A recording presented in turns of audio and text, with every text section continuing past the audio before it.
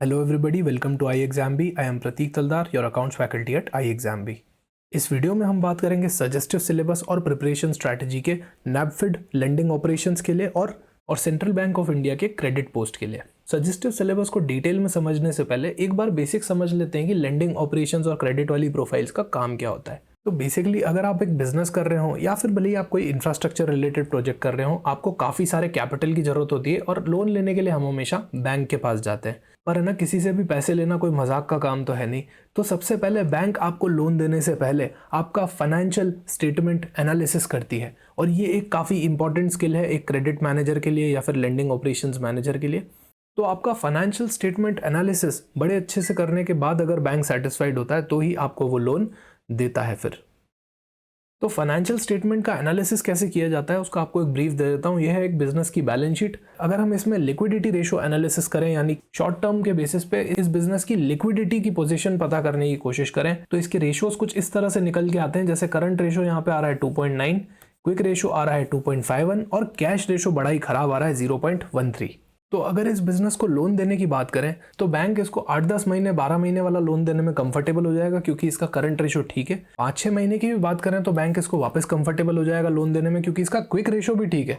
पर अगर 2-3 महीने के अंदर अंदर की बात करें लोन वापस रीपे करने की, तो बैंक इसको लोन देने में कभी कंफर्टेबल नहीं होगा, क्योंकि इसका कैश रेशो बड़ा ही खराब निकल के आ रहा है। तो लिक्विडिटी रेशोज के अंदर कैश रेशो सबसे शॉर्ट टर्म बेसिस पे इस बिजनेस की लिक्विडिटी बता रहा है। क्योंकि ये खराब निकल के आ रहा है तो बैंक को इसको 6-7 महीने 12 महीने तक का लोन दे सकता है। पर कोई 2-3 महीने का लोन होगा तो बैंक हमेशा इसको लोन देने में हेजिटेट करेगा। ये इंपॉर्टेंस होता है फाइनेंशियल स्टेटमेंट एनालिसिस करने का। ये आपके लिए सबसे इंपॉर्टेंट टॉपिक बन जाता है, क्योंकि एज अ क्रेडिट मैनेजर आपको डिसाइड करना होगा कि कस्टमर के फाइनेंशियल स्टेटमेंट्स आपको लोन देने लायक लग रहे हैं कि नहीं। तो ये एग्जाम के लिए और प्रैक्टिकली भी आपके लिए सबसे इंपॉर्टेंट टॉपिक होगा। पर फाइनेंशियल स्टेटमेंट का एनालिसिस करने से पहले फाइनेंशियल स्टेटमेंट्स को समझना भी बहुत जरूरी है। तो प्रिपरेशन और प्रेजेंटेशन पार्ट फाइनेंशियल स्टेटमेंट का, जो कि शेड्यूल 3 के हिसाब से होता है कंपनीज में, उसको समझना भी आपको आना चाहिए। और फाइनेंशियल स्टेटमेंट समझने से पहले आपको बेसिक्स ऑफ अकाउंटिंग भी आने चाहिए। तो ये सारी चीजें आपके सिलेबस के अंदर कवर्ड है। इसमें से सबसे इंपॉर्टेंट टॉपिक एग्जाम के लिए और प्रैक्टिकल लाइफ के लिए भी आपको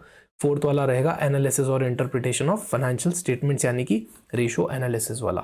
इसमें सिर्फ आपको थोड़े बहुत नहीं, बहुत सारे रेशोज सिखाए जाएंगे, जैसे कि debt service coverage ratio, interest service coverage ratio, और भी काफ़ी जो क्रेडिट पॉइंट ऑफ व्यू से एक क्रेडिट मैनेजर के लिए बहुत ही असेंशियल होते हैं, वो सारे रेशोज आपको इसमें सिखाए जाएंगे। और बात करें फाइनेंस वाले सिलेबस के लिए, तो प्रोजेक्ट फाइनेंस का आपको बहुत अच्छा अंडरस्टैंडिंग होना चाहिए। जो लॉन्ग टर्म प्रोजेक्ट्स होते हैं तो उनके फाइनेंस के सोर्सेज कैसे होते हैं, उनमें प्रोजेक्ट अप्रेजल कैसा होता है, प्लस कैपिटल बजटिंग का आपको एक बहुत बढ़िया अंडरस्टैंडिंग होना चाहिए। वर्किंग कैपिटल मैनेजमेंट भी आपके लिए एक बहुत ही इंपॉर्टेंट टॉपिक है यहाँ पे, कि बिजनेस को चलाने के लिए जो day to day working capital चाहिए होती है उसका मैनेजमेंट कैसे किया जाता है, उसका एनालिसिस कैसे किया जाता है। कॉस्ट ऑफ कैपिटल में आप सीखेंगे कि कैपिटल का स्ट्रक्चर क्या होता है और उसको रेज करने की कैसे कैसे कॉस्ट निकाली जाती है।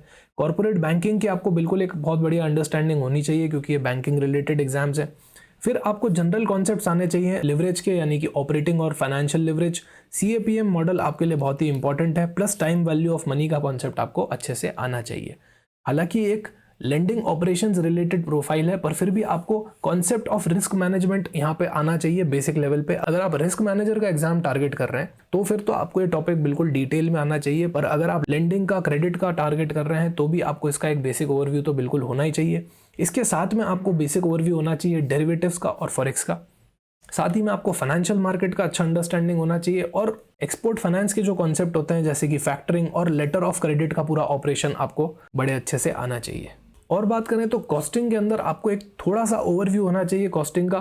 फाइनेंशियल अकाउंटिंग, मैनेजमेंट अकाउंटिंग और कॉस्ट अकाउंटिंग में क्या डिफरेंसेस होते हैं। और सबसे इंपॉर्टेंट टॉपिक मार्जिनल कॉस्टिंग का आपको बहुत ही डिटेल में और इन डेप्थ नॉलेज आपको इसमें होना चाहिए, कि ब्रेक इवन पॉइंट का कॉन्सेप्ट क्या रहता है, मार्जिन ऑफ सेफ्टी कैसे निकलता है और PV रेशो का क्या कॉन्सेप्ट होता है। इसका आपको बड़ा साउंड अंडरस्टैंडिंग होना चाहिए।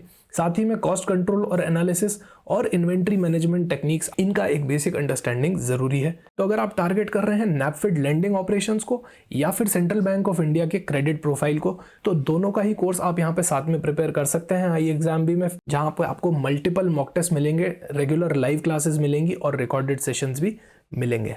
तो इस वीडियो के डिस्क्रिप्शन में एक स्टडी प्लान भी अटैच्ड है, आप वो रेफर कर सकते हैं। बात करें प्रिपरेशन स्ट्रैटेजी की, तो सबसे बढ़िया प्रिपरेशन स्ट्रैटेजी ये रहेगी कि आप iExamB की साइट पे जाके एक फ्री मॉक टेस्ट अटेम्प्ट कीजिए और अपने एग्जाम का अंडरस्टैंडिंग लीजिए कि किस तरह के क्वेश्चंस आते हैं।